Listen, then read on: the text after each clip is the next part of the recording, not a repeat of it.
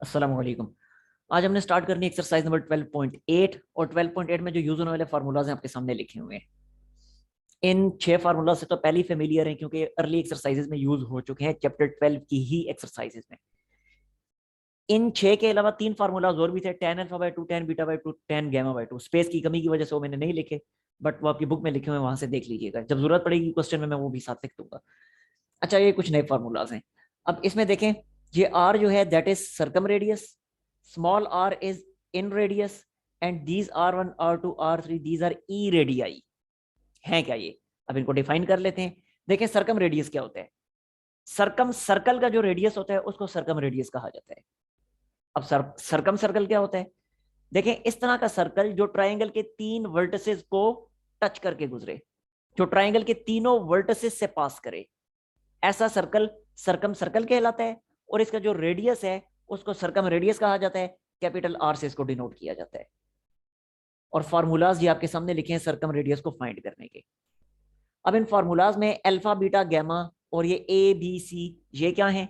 तो देखें, ये सर्कल जिस ट्राइंगल से पास करेगा उस ट्राइंगल के वर्टिसेस पे बनने वाले जो एंगल होंगे वो अल्फा बीटा गैमा कहलाएंगे। वही एंगल्स यहाँ पे लिखे गए हैं। जबकि ये ए बी सी क्या है, ये ए बी सी जिस ट्राइंगल से सर्कल पास कर रहे हैं उसी ट्राइंगल की जो साइड्स हैं वो ए बी और सी हैं, वो यहां लिख दी गई हैं। ठीक है जी। तो सर्कम सर्कल जो है इसको कैपिटल आर से डिनोट किया जाएगा। एक दूसरा फार्मूला भी इसका ये सामने लिखा है, A B C divided by 4 delta. जबकि डेल्टा जो है वो ट्राइंगल का रेडियस है, इसी ट्राइंगल का रेडियस, सॉरी ट्राइंगल का एरिया है, इसी ट्राइंगल का एरिया। ठीक हो गया।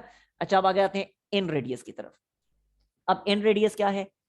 इन रेडियस, इन सर्कल का जो रेडियस है वो इन रेडियस कहलाता है।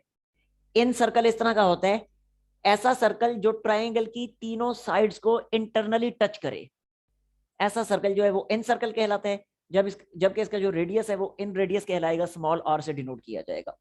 फॉर्मूला आपके सामने है, जिसमें डेल्टा जो है ट्राइंगल का एरिया और एस जो है वो इस फार्मूला के जरिए फाइंड किया जा सकता है।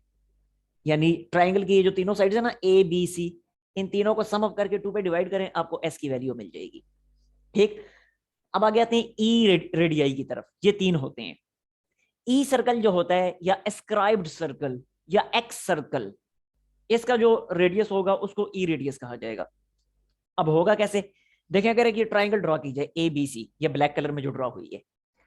अब अगर ट्राइंगल की कोई सी भी 2 साइड्स को अगर आगे प्रोड्यूस किया जाए, जैसे सी ए साइड को प्रोड्यूस करके रेड कलर में ये मैंने प्रोड्यूस की, आगे ले आया, इसी तरह सी बी को भी मैंने रेड कलर में ये प्रोड्यूस कर दिया।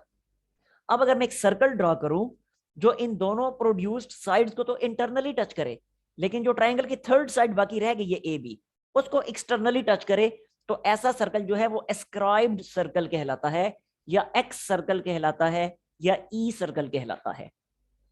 ठीक है। और इसका जो रेडियस होगा, एस्क्राइब्ड रेडियस या एक्स रेडियस या ई रेडियस कहलाएगा।